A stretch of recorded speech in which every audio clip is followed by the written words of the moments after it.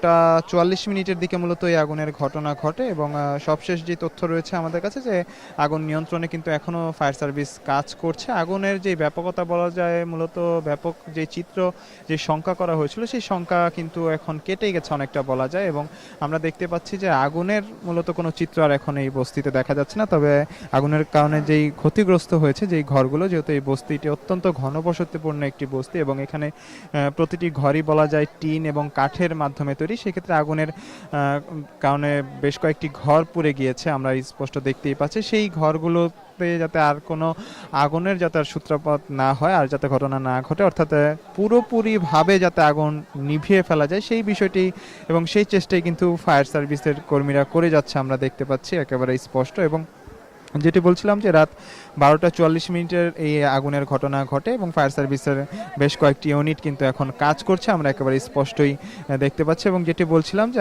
আগুনের যে ব্যাপকতার যেই শঙ্কা করা হয়েছিল সেইটি কিন্তু এখন আর নেই, আগুন একেবারে নিভেছেই বলা যায়। তবে যে কোনো ধরনের যাতে আর সূত্রপাত না হয়, অর্থাৎ যেহেতু এই বস্তিটি একটি টিন এবং কাঠের তৈরি বেশ অসংখ্য ঘর রয়েছে, তার যাতে আগুন নেভানোর পরেও যাতে আবার না জ্বলে ওঠে, অর্থাৎ কোনো ধরনের শঙ্কার জায়গা যাতে আর না তৈরি হয় সেই বিষয়টিকে একেবারে নিশ্চিত করতেই কিন্তু ফায়ার সার্ভিসের সদস্যরা কিন্তু কাজ করছে। এবং আমরা দেখেছি যে স্থানীয় যারা রয়েছে, অর্থাৎ এই বস্তিটিতে বসবাসকারী এবং আশপাশে বসবাসকারী সবাই কিন্তু এই ফায়ার সার্ভিসের কাজে সহযোগিতা করছে। এবং আমরা দেখেছি পাশাপাশি উৎসুক জনতার ভিড়ের কারণেও কিন্তু প্রথম দিকে ফায়ার সার্ভিসের এই আগুন নির্বাপনের যে কার্যক্রম রয়েছে সেখানে কিন্তু ব্যাহতি ঘটেছে বলা যায়। এবং সবশেষ যে তথ্য বা চিত্র রয়েছে এই করাইল বস্তিতে, রাজধানীর করাইল বস্তিটিতে একটি অংশ, অর্থাৎ করাইল বস্তিটির যে মূল সড়ক রয়েছে সেই সড়কের পাশেরই বেশ কয়েকটি ঘর পুড়ে গিয়েছে এবং আগুন লাগা যে কারণ সেটি কিন্তু ফায়ার সার্ভিস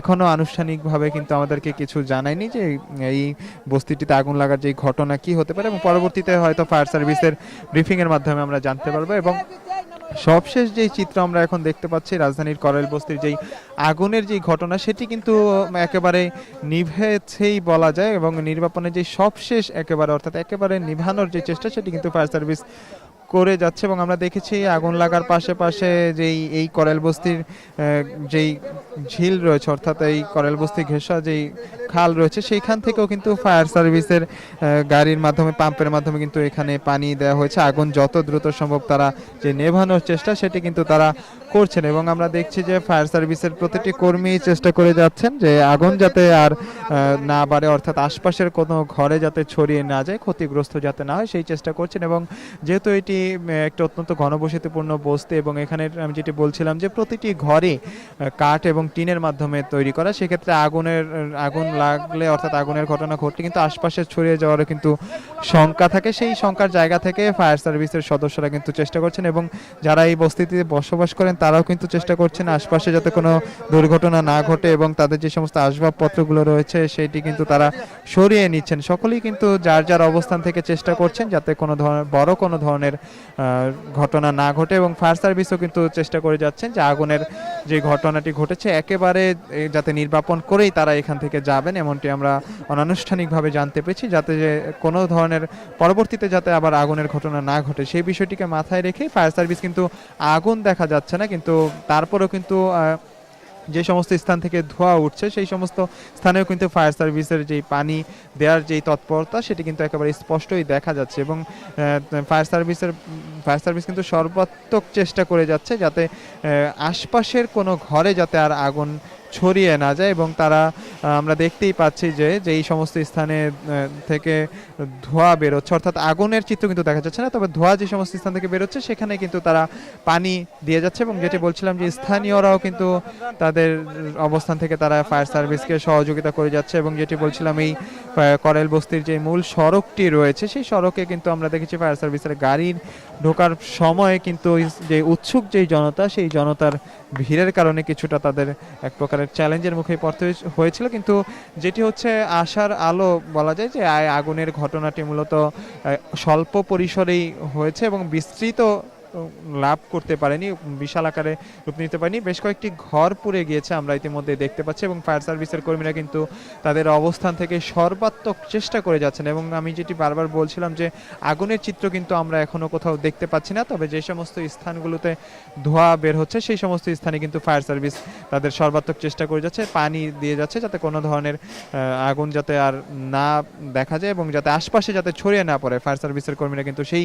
চেষ্টাই আপ্রাণ করে যাচ্ছে। এবং আমরা দেখেছি যে যে সমস্ত মানুষ এখানে বসবাস করে, অর্থাৎ করাইল বস্তিতে মূলত বেশিরভাগই নিম্নবিত্ত মধ্যবিত্ত মানুষের বসবাস, তাদের যেই আসবাবপত্র রয়েছে, অর্থাৎ এই আগুন লাগার যেই ঘটনা ঘটেছে এই স্থান থেকে আশপাশের প্রতিটি ঘর বাড়ির যে সমস্ত আসবাবপত্র রয়েছে সেটি কিন্তু তারা সরিয়ে নিয়েছে তাদের যে শঙ্কার জায়গা থেকে। এবং আমরা দেখেছি সবাই কিন্তু সবার জায়গা থেকে এই আগুন নির্বাপনের যেই সবশেষ যে পরিস্থিতি সেটি কিন্তু তারা চালিয়ে যাচ্ছেন। এবং যেটি বলছিলাম বারবার, যেটি হচ্ছে যে করাইল বস্তিতে আগুনের ঘটনার যে ব্যাপকতা সেটি কিন্তু আর দেখা যাচ্ছে না, এবং আগুনও কিন্তু আমরা দেখতে পাচ্ছি না। শুধু যেই সমস্ত স্থানে আগুন লেগেছিল অর্থাৎ ধোঁয়া উঠছে সেই স্থানে কিন্তু পানি ফেলছে, এবং এই করাইল বস্তির বেশ কয়েকটি ঘর পুড়ে যাওয়ার ঘটনা ঘটেছে সেটি একেবারে স্পষ্টই দেখা যাচ্ছে। তবে ক্ষয়ক্ষতির যে বিষয় রয়েছে এবং কতগুলো ঘর পুড়েছে এই আনুষ্ঠানিকভাবে আমরা আশা করি ফায়ার সার্ভিসের কাছ থেকে পরবর্তীতে জানতে পারবো। এবং সবশেষ চিত্র এক কথা যদি বলতে চাই, রাত 12:44 দিকে এই করাইল বস্তিতে আগুন লাগার ঘটনা ঘটে। ফায়ার সার্ভিসের পক্ষ থেকে আমাদেরকে জানানো হয়েছে, এবং বেশ কয়েকটি ইউনিট কিন্তু তাৎক্ষণিকই এই করাইল বস্তিতে আসে এবং তাদের আগুন কিন্তু একেবারেই নিয়ন্ত্রণে নেওয়ার চেষ্টা করে। এবং সবশেষ যে চিত্র আমরা দেখতে পাচ্ছি যে আগুন একেবারে নেই বললেই চলে, তবে যেহেতু এই বস্তিটি যেই সমস্ত কাঠ বাঁশ টিন দিয়ে যেহেতু তৈরি, আগুনের ঘটনা যেহেতু ঘটেছে, যাতে এই স্থান থেকে যাতে আরো আশপাশে যাতে আগুন ছড়িয়ে না যায় সেই বিষয়টিকে গুরুত্ব দিয়ে ফায়ার সার্ভিস মূলত এখানে তাদের যে কার্যক্রম সেটি কিন্তু চালাচ্ছে, স্পষ্টই দেখা যাচ্ছে। এবং যেটি বলছিলাম যে করাইল বস্তিটির যে মূল সড়ক রয়েছে সেই সড়ক ঘেঁষা একটি স্থানে, অর্থাৎ এই বস্তিটির একটি কর্নারে আগুন লাগার ঘটনা ঘটেছে। এবং যেটি বলছিলাম যে 12:44 দিকের এই আগুনের ঘটনা এখন একেবারে বলা যায় যে কোনো ধরনের ব্যাপকতার কোনো চিত্র নেই, এবং শঙ্কার জায়গা থেকেই ফায়ার সার্ভিস তাদের যে কার্যক্রম তারা কিন্তু চালিয়ে যাচ্ছে। এবং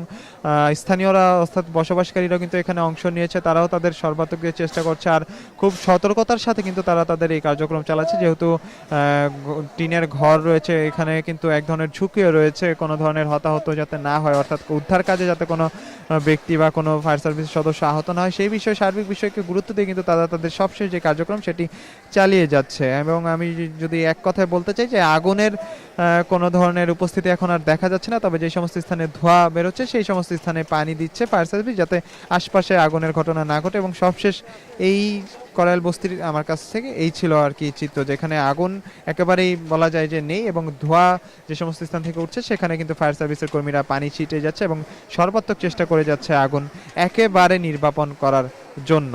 তো রাজধানীর করাইল বস্তিতে আগুন লাগার ঘটনার সবশেষ খবর ছিল আমার কাছে।